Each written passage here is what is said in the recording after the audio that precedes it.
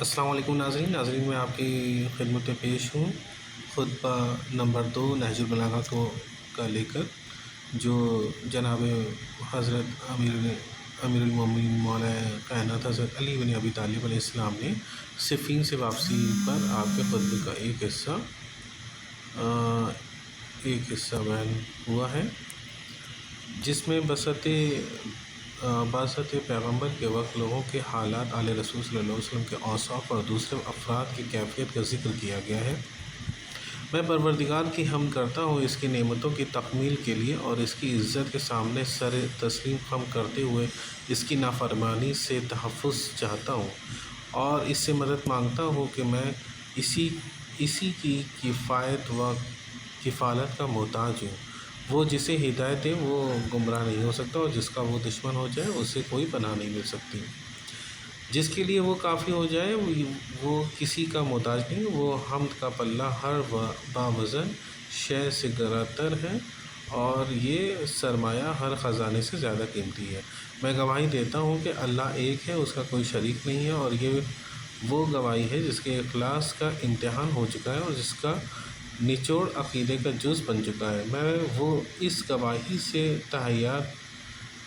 وابستہ رہوں گا، اور اسی کو روز قیامت کے ہولناک مراحل کے لیے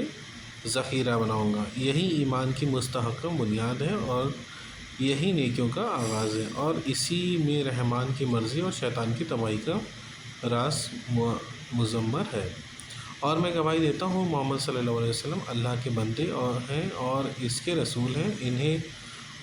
انہیں پروردگار نے مشہور دین، معصور نشانی، روشن کتاب، ضیاء پاش نور، چمکدار روشنی اور واضح امر کے ساتھ بھیجا ہے، تاکہ شبہات زائل ہو جائے اور دلائل کے ذریعے حجت تمام کی جا سکے، آیات کے ذریعے ہوشیار بنایا جا سکے، اور مثالوں کے ذریعے ڈرایا جا سکے۔ یہ بعثت اس وقت ہوئی ہے جب لوگ ایسے فتنوں میں مبتلا تھے جن سے ریسمان دین ٹوٹ چکی تھی، یقین کے ستون ہل گئے تھے، اصول میں شدید اختلاف تھا، اور کام میں سخت انتشار، مشکلات سے نکلنے کے راستے تنگ و تاریک ہو گئے تھے، ہدایت گمنام تھی اور گمراہی برسر عام، رحمان کی معصیت ہو رہی تھی اور شیطان کی نصرت، ایمان یکسی نظر انداز ہو گیا تھا، اس کے ستون گر گئے تھے اور آثار ناقابل شناخت ہو گئے تھے، راستے مٹ گئے تھے اور شہریں بے نشان ہو گئی تھیں۔ لوگ شیطان کی اطاعت میں اسی کے راستے پر چل رہے تھے اور اسی کے چشموں پر وارد ہو رہے تھے، انہی کی وجہ سے شیطان کے پرچم لہرا رہے تھے اور اس کے علم سربلند تھے۔ یہ لوگ ایسے فتنوں میں مبتلا تھے جنہوں نے انہیں پیروں تلے رونق دیا تھا اور سموں سے کچل دیا تھا، اور خود اپنے پنجوں کے بل کھڑے ہو گئے تھے۔ یہ لوگ فتنوں میں حیران و سرگرداں اور جاہل و فریب خوردہ تھے۔ پروردگار نے انہیں اس گھر مکہ میں بھیجا جو بہترین مکان تھا، لیکن بدترین ہمسائے جن کی نیند بیداری تھی اور جن کا سرما آسو،